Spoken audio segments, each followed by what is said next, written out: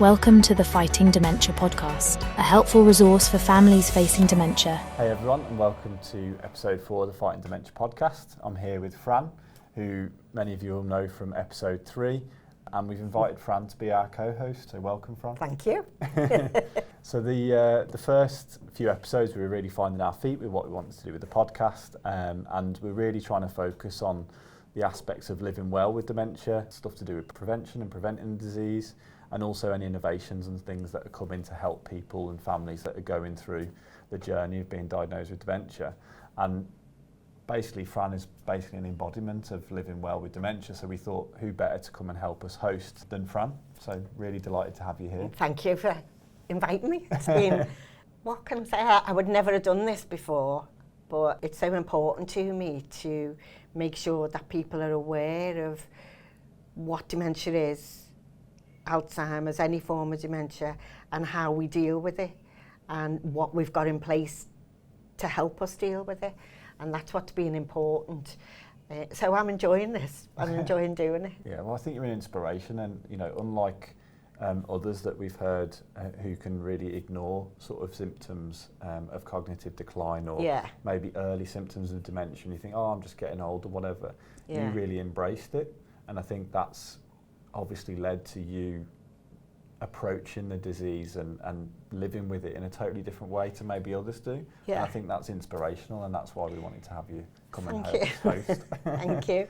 I think it's something that, you know, it just happens in your life, and there's nothing really you can do about it as such. There's lots of things you can do to change your life. And I've changed my life completely, and I'm quite happy with the change that, you know, I can't do things that I used to do or see things that I used to do, but now it doesn't bother me because I quite enjoy doing what I'm doing, and this has just been amazing for me. I just think it's great. I was never the type of person who would do anything like this, but now I don't stand back.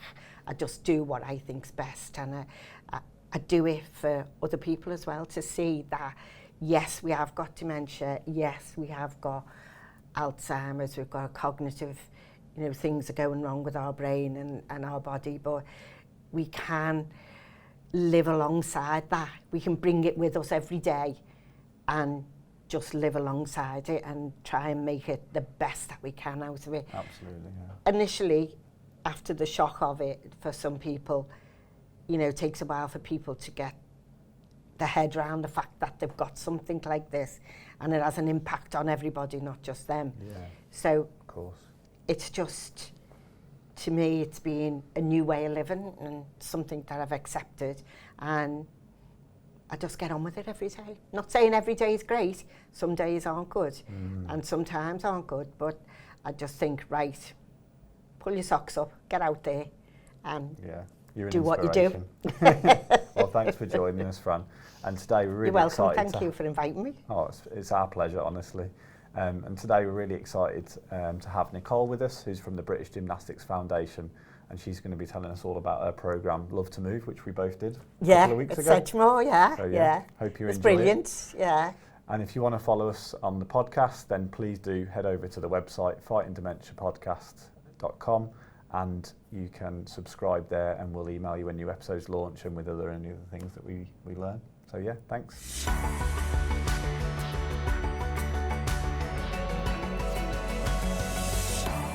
Hello everyone, and really excited to have Nicole with us today from the British Gymnastics Foundation. That's me, hello. Thank you for having me. So really excited to have you here today, Nicole. Do you want to tell us a bit about your background and what you do at the British Gymnastics Foundation? Sure, so I'm the Love to Move Workforce Development Officer for the British Gymnastics Foundation. That's a mouthful. That is a mouthful. But in simpler I'd have forgotten that halfway through. Don't worry, you don't need to remember it, Fran. But just in simpler terms, what I do is I try and bring Love to Move to as many people as I can. I'm passionate about the programme. I'm so lucky to be involved with it, and I'm very lucky to be working for someone like the British Gymnastics Foundation. Our ethos is to use gymnastics to transform people's lives, and I think probably everyone says, what has gymnastics got to do with maybe dementia? So as we talk on through this podcast, hopefully I can make those links and explain it to you. Brilliant, yeah. What is Love to Move? So Love to Move is the British Gymnastics Foundation's dementia-friendly cognitive enhancement programme. It's done seated. It's quite a social activity, so there is the movement and the exercises, but what makes Love to Move unique are what we call bilateral asymmetrical patterns.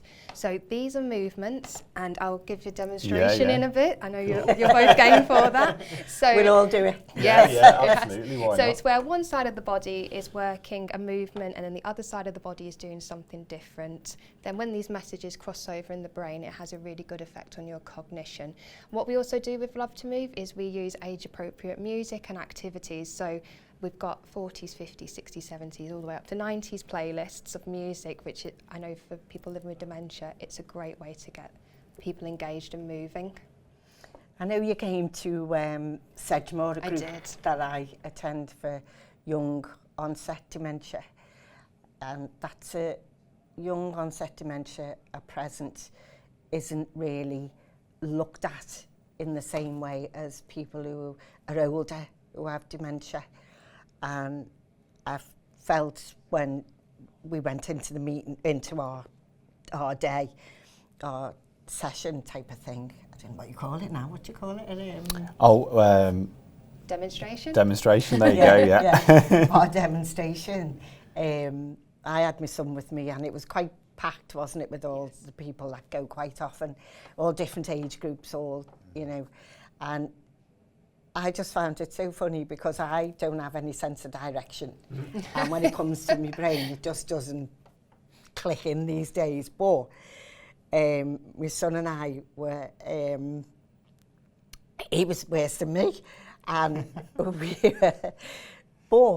it was amazing because there was so many of us doing it. And we were all laughing, we were all chatting, we were all, you know, looking at one another and, you know, saying, oh, well done, you're doing really well. And, you know, the atmosphere was lovely. And when we'd actually finished it, it just made you feel really good And that's about what we yourself. aim to do. And it was, I don't know, it just was so nice to do something different than doing, say, what's those things called? Making things and doing all stuff like that.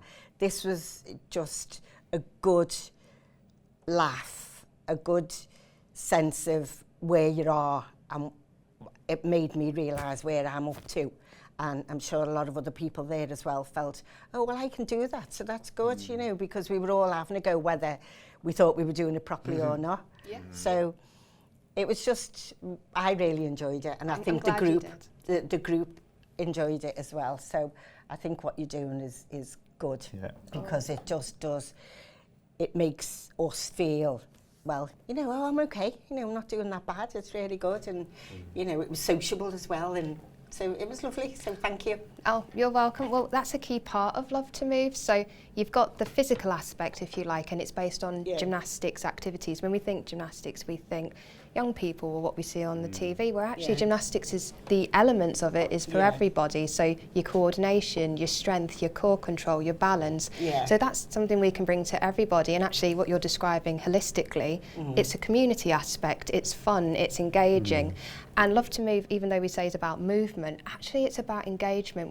When we talk about it, if someone's present in the room and they're laughing with their loved one, that's what makes the programme for me. Not necessarily the movement is a bonus, and you see the more you do it with people, the more they progress and develop over time, which is wonderful to watch. But actually having that laugh and being together in a room, being social, it's just, I can't describe it, it's just priceless to me. It is good because we can't do handstands and cartwheels and all We're those not gonna things be that to expecting do. you to do No, that. neither can I, don't worry. I think the idea of just doing something so simple is really good and effective. Brilliant. And where did the programme come from? Yes. Well, it's a brilliant story, really. So my boss, the head of foundation, Patrick Bonner, he attended a conference back in 2014 with a professor from Japan, Professor Araki Tatsue.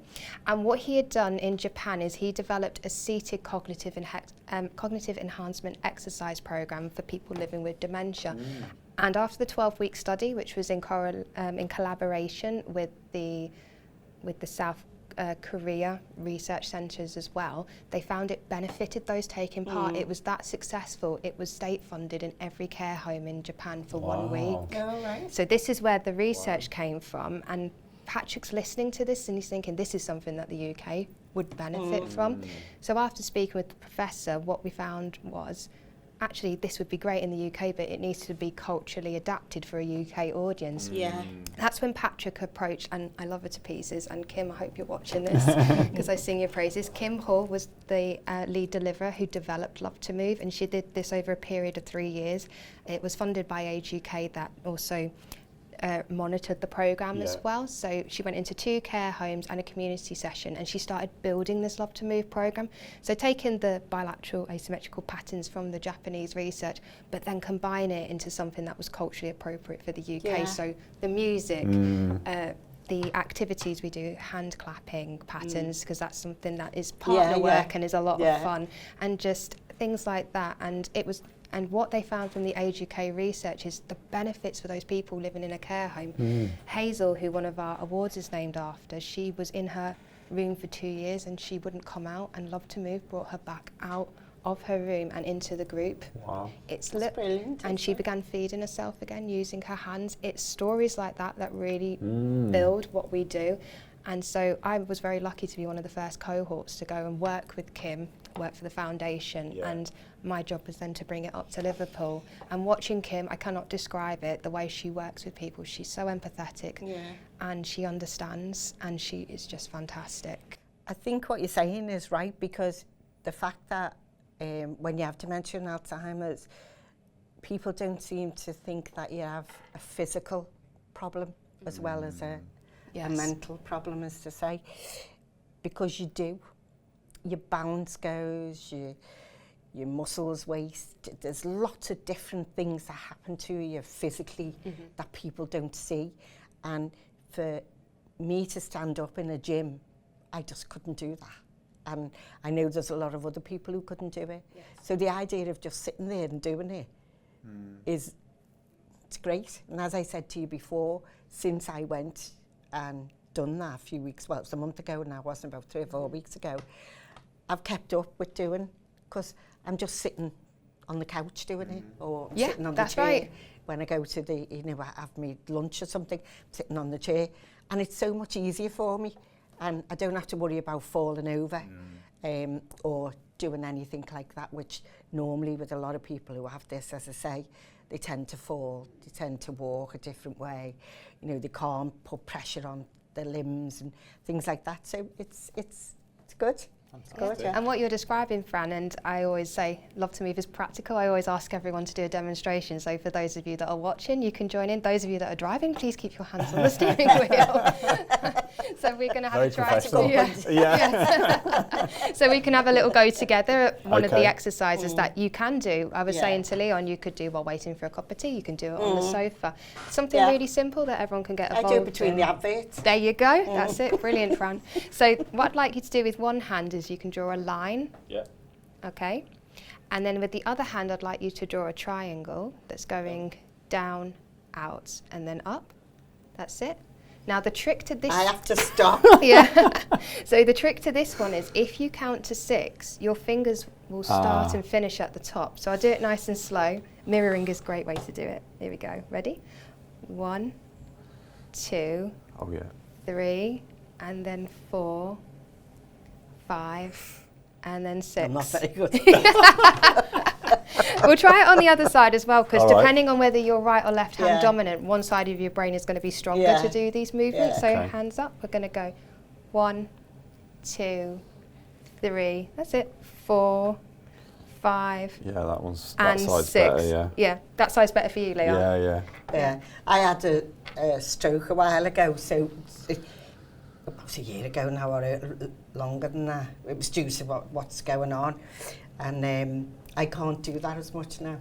That's fine, but you were still doing it, and you're firing the neurons still in your brain by doing the movement. I feel comfortable doing it. That's it. And even if I do it properly, it doesn't matter. Because I was at the session when you ran it, that's how we met the first time. and you did the one where you start on the fingers. Should we do that one together?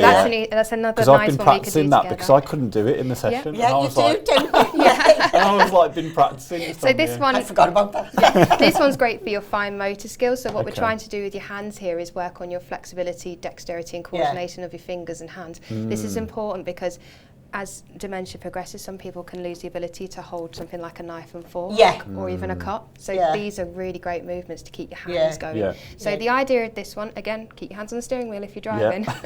So you're going to tap a finger to each of your thumbs. So almost like your hands are talking to each other. That's it. So then just to make it a little bit more difficult, that's okay. Sorry. Put your thumb and your index on one hand, your thumb and your little finger on the other, and then try and do this is the one that is... I can't do that. I think I make this look a little bit easier because I've been doing it 6 years.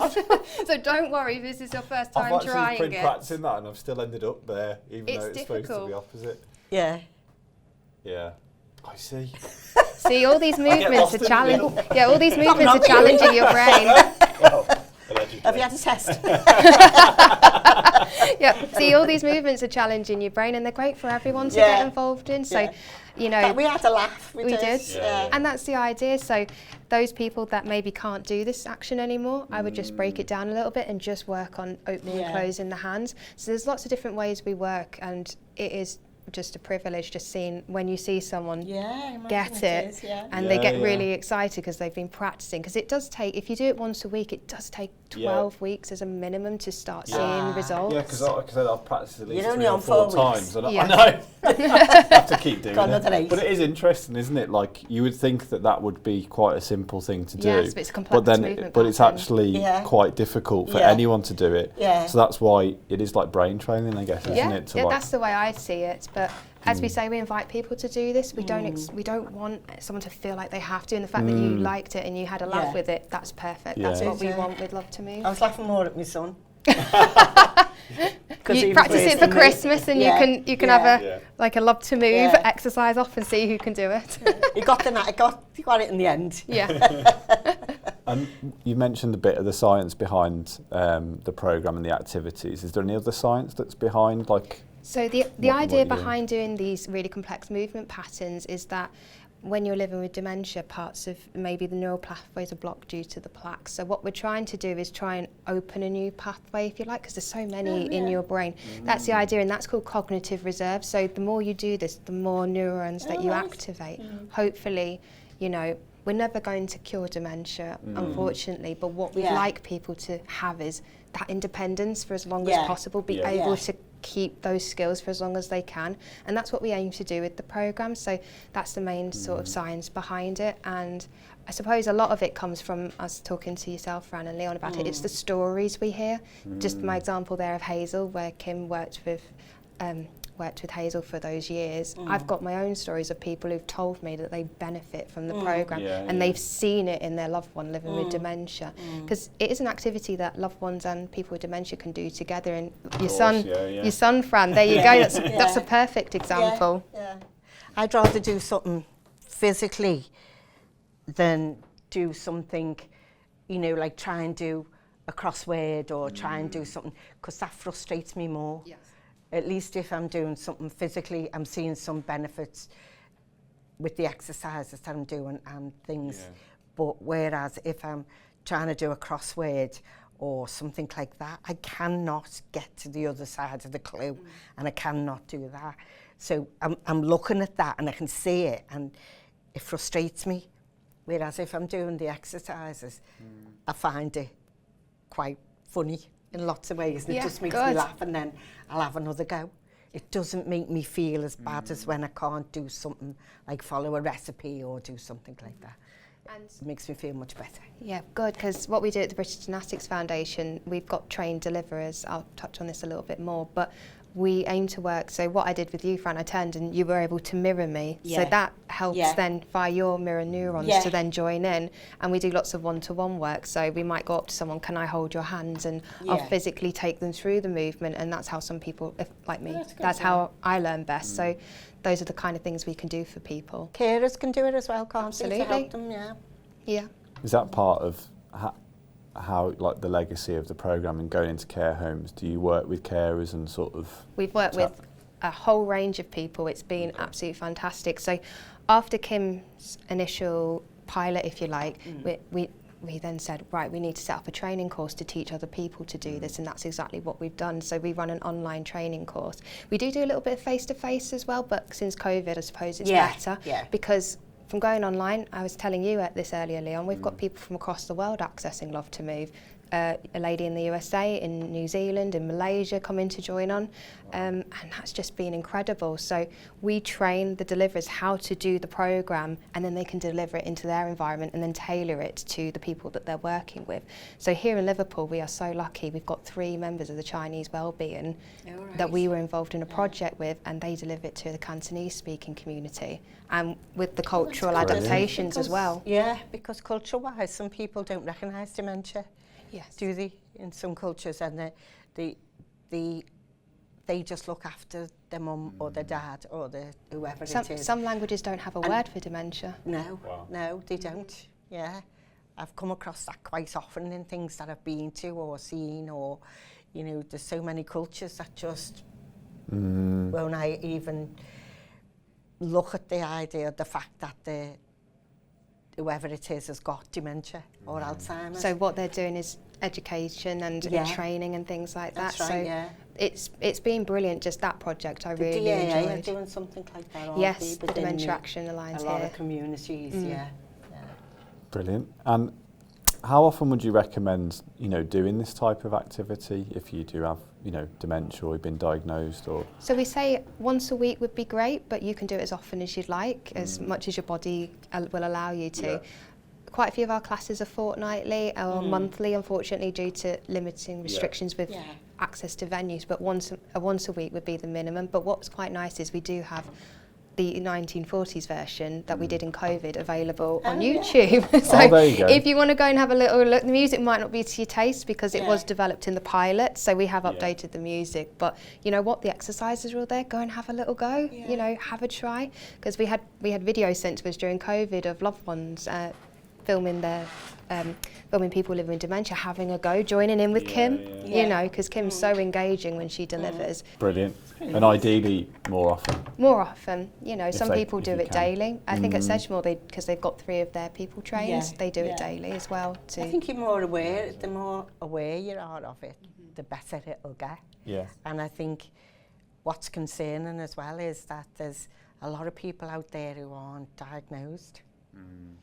And that is something that's going to have to be changed, or because people aren't going to benefit from these things. No. There's not like you fought for a diagnosis, didn't you? Yeah. And a lot of people choose to ignore any signs of cognitive decline. Which then, if you're doing that for years, it can then lead to... You get to the point there when it's too late to do anything about it. Yeah, to make those interventions. So that's a big part of why we're doing the podcast, is to really try and get the message out there, especially with how you're living with it, Fran, and being so positive in your approach. It just shows you that you shouldn't ignore anything cognitive, because if you do tackle it early, you've managed to have years and years of, a decent quality life compared to if you'd ignored it. It could have been a lot worse a lot sooner. Yeah, and I understand it a lot more because... people said to me, are you shocked? And I said, no, because I knew. And as you all know, I just work with it. And just take it as it comes, take every day as it comes, because you can't do anything else about it, really. So little things that come along like this are little things I think, right, I'll fit that into my regime, what I do. If I get up, do this, do that, and then I'll do a little bit of them, and I'll do a bit of that exercise, and I'll do this. So, it's so beneficial for, and it's nice to see that people care for people to do it for them. like you say about your friends who were really good, and you know the people at Sedgemoor, you know, they've got 3 trained up now. You know, it's lovely to see that, because to see someone who cares for you and wants to do something for you makes you feel you're not alone, and it makes you feel happy. It makes you feel, oh well, you know, let me do this type of thing. So yeah, Kim's very compassionate, and just watching that first time when I went in there, she said to me, you're the right person to be out delivering this, and I feel that whenever I go and meet people and I see them interacting, because it is quite, I suppose, because you as the deliverer, you are doing something for everyone, but it's quite it can be quite daunting for yourself, because you're trying to engage different people, and you're trying to find out we call it breakthrough, what breakthrough you can have with them. I'll give you an example. So during COVID, I did delivery for one of the Alzheimer's Society groups, and I was observing, and I could see this couple, and they were younger, a bit similar to yourself, Fran, and they were really struggling to engage. And so I asked the lady who ran it afterwards, I said, is there anything I can do to help? And she explained that the husband was living with quite a rare form of dementia. And that affected his eyesight. So his wife's trying to verbally describe what's going on, but it was really hard, because then she was getting a bit frustrated. So I thought, I think I can help this couple. So I just took them for one-on-one for about 8 weeks, and I talked her through what the best bits of the programme were. And through speaking with her, he absolutely loves golf. Loves golf, but he couldn't do it anymore because he couldn't see the ball. And we've got a section in the programme called visualisation, so this is movement through imagination. Stimulates a slightly different portion of the brain, but the way Kim described it to me, and I see it, if you ask someone maybe living dementia, can they lift their arms up? They can't do it, but you say, can you catch that imaginary ball for me? And muscle memory kicks in. So what that's really good. So what I said to the wife was, I was like, tell you what, when we do the visualisation section, get up and practice your golf swings together in the kitchen. And so they used to get up, because he was quite steady on his feet, and he'd practice his golf swings. And what I got was, and I'll never forget this, the wife called me and said, after COVID and all the restrictions lifted, the son had taken his dad to the golf range. He went, I can't believe that my dad knows how to swing a golf club. And that was their bonding activity. And I think things like that are powerful. That's what I aim to do. I do the programme, but then I'm tailoring it to the individuals that are there in my class as well. So how can I help them and make that breakthrough? And then the loved ones will receive the benefits. It's using another part of your brain, isn't it? Because I think it's stated somewhere that we don't use all our brain in the whole of our lives. There's pieces we don't even go near. So I imagine with this, that's what it's doing. You know, the way you said the vein cuts, you can cut it. The new pathways, yes. So that's true of most parts of your body, isn't it? You know, if you have your veins done or something, it just veers off into another vein. So that's good, and that's something that will give people some hope. Yes. Absolutely, yeah.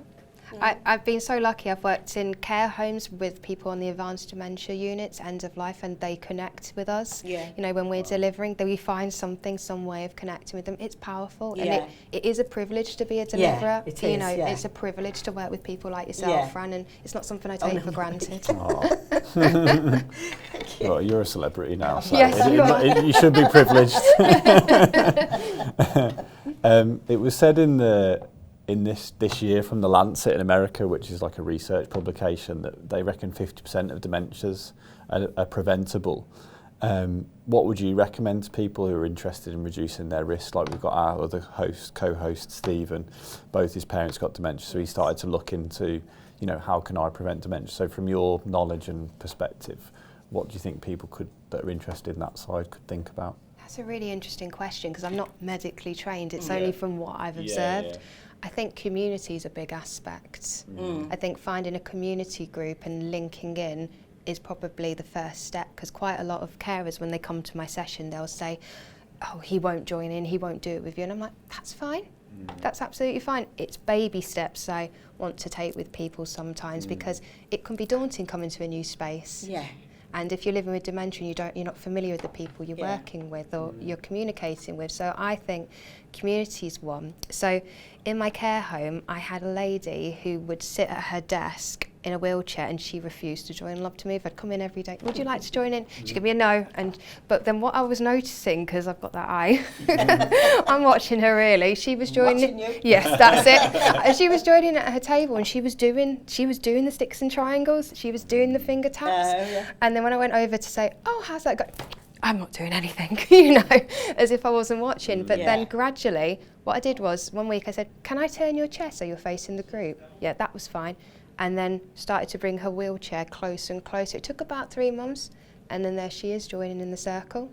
And all it took was just little steps, and then when I used to come in, she'd want to come straight into the circle and join in. Fear of the unknown, isn't it? Absolutely. And I think once they know, they can people can take the benefits from it, can't they? I think that sense of community is absolutely right, because we've heard that from academics, and it's like a huge risk factor if you feel isolated, even when you're younger, from what's going on in the world or your local community or your family, then it's a huge risk factor. So I think that's something that you've got involved with the dementia community in terms of doing talks and obviously coming on this podcast and then now being our co-host, which is amazing.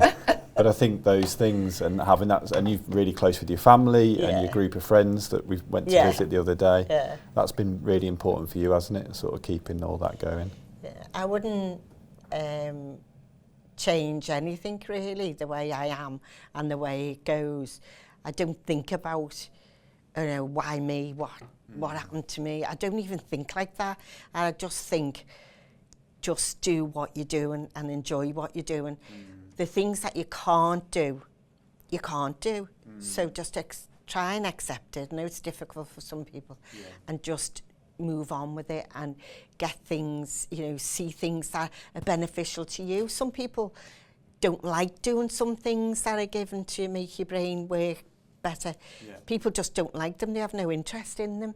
Like you're saying about that lady, but she come round to it in the end because she's seen how beneficial it was, and she obviously was worried and didn't want to do something. So it's what suits. What's that saying? Nothing suits all, but I can't remember what the saying is. It's like, some things don't suit me. Other things do. Coming back to the prevention side, thinking, because I know that strength can be an indicator and also like physical fitness. So is there anything on that side that you're aware of in terms of prevention that people, who may be a bit younger could be thinking about? I think what we always say is if you don't use it, you'll lose it, which is why in the programme we do have a strengthening section. It's all done with your hands, because as you were talking about, Fran, it can be quite difficult for people with dementia to use weights or follow a regimented exercise programme. So things like strength we have, and even just doing physical movements. So we do a physical version of the alphabet. I'm demonstrating it for those that are listening. Like the YMCA. Yeah, almost like that, very similar. So, and people don't realise that's movement, that's exercise. So the same gentleman who I was talking about who couldn't see, his wife was saying we do the okey cokey, it's like a little bit of fun just to finish off the class. And she was saying he can lift his arms up so I can put his jumper on. It just makes my life easier. It's those everyday things that maybe we take for granted.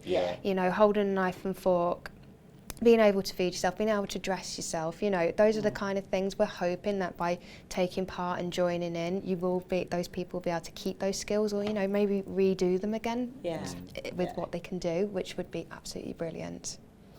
Brilliant. And so how can people get involved with Love to Move and the British Gymnastics Foundation? How do people find out more? How do they access the courses, all that type of stuff? So we do have a website, thebritishgymnasticsfoundation.org, and all our training dates are on there. So it's either with myself or Jane Sims. We are the two main tutors. That's in Liverpool, but sort of nationally? It's online. There is the online version. Oh, okay. A couple of weeks ago, this might be interesting for yourself, Fran. So I was having a look at your website. Oh, brilliant. The Premier League funded for a face-to-face course here in Liverpool different, so Everton in the community were there. Different groups came in. Pretty good, Everton, aren't they? And Liverpool, are they both good when it comes to people who've got dementia and Alzheimer's? So they've sent some of their staff to get trained to do Love to Move. So if you can access a local class, if you have problems finding a class, always contact the British Gymnastics Foundation, because we have the list all across the country of where our trained deliverers are working within community or maybe within care home. So our course is it's 3.5 hours, 4 days, and then you get lots of support after that. So you might get someone like myself mentoring you to then be signed off to say, yeah, you are then qualified to go out and deliver within your community. So, and then the other thing we offer is we offer variations of the programme. What I demonstrated to you, Fran, the young onset version, which is the standing part. So that's something we're piloting and we're hoping to send out into the community soon. We just need to find those deliverers that are keen to be able to do that within the community.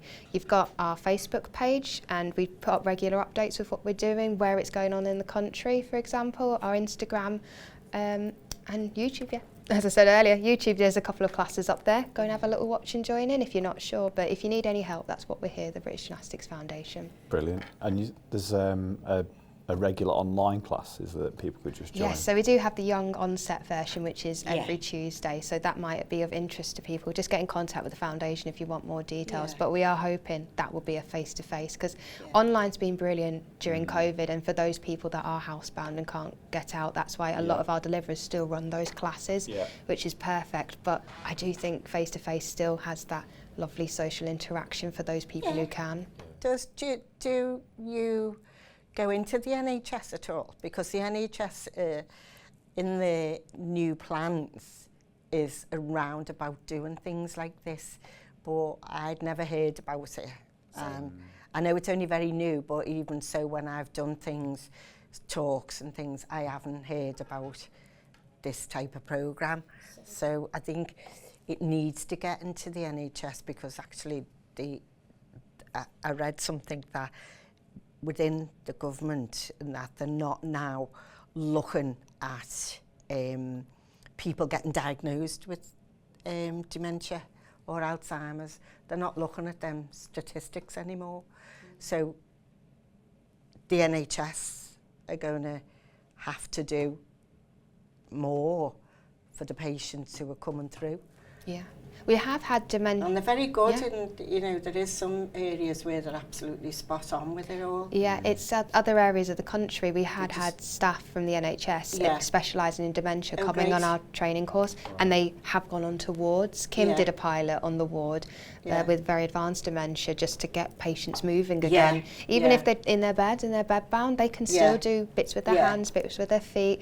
There is this centre down in Birmingham where they do it for palliative care, and that's been really successful there as well. That's one of the ones I looked after.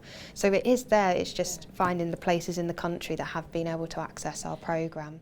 Do you think it would work on stroke units? It could do, yes. So when we teach the Love to Move course, we talk about hemiplegic limbs. So someone with a stroke can join in. We wouldn't move their arms or anything, or wherever's been affected by the stroke, but they can still come and take part. It's gentle enough where anyone can come and take part. And there's a lovely clip in our Love to Move training course of a husband and wife. The wife has had a stroke in the care home, and they're working together doing Love to Move. Yeah, because with dementia and Alzheimer's, especially with, like, I've got vascular dementia, we're more prone to have a stroke, and I have had one, but we're more prone. So that on top of having your dementia is like a worry and a concern. So I would imagine this would work quite well. I think it would. For dementia, people with dementia and had a stroke as well. Yeah. Well, that's how because I hadn't really worked with dementia when I first went for this role, but my husband's grandma had vascular dementia. And she was paralysed down one side, and just to tell those that are listening, I've got quite curly hair, so she used to love playing with my hair with her good hand before she died, and I think something like this would have been really good for her, because she was wonderful, and she was non-verbal towards the end, but you know, she just loved that interaction with people, and to go to something like Love to Move, I think would have been incredible for her. Great. And we always ask our guests if there's one thing that you would like share with a family that you know that's maybe going through having dementia, or a person with dementia. What's like one thing that you would like to leave them with? I think this is a very Liverpool saying. I'm not from Liverpool, but you're definitely not alone. You can feel like you are, but you're not. There are things out there for you, and there are groups, there's communities. So I know it can feel, I'm sorry, that's wrong with me to say, I don't know how it feels. You know, Fran, but I don't want anyone to feel like they're alone. I think you have an idea. Yes. Of course you do. You're working with these people. It's like when I was nursing, you're working with people and you can see something in them that no one else can sometimes.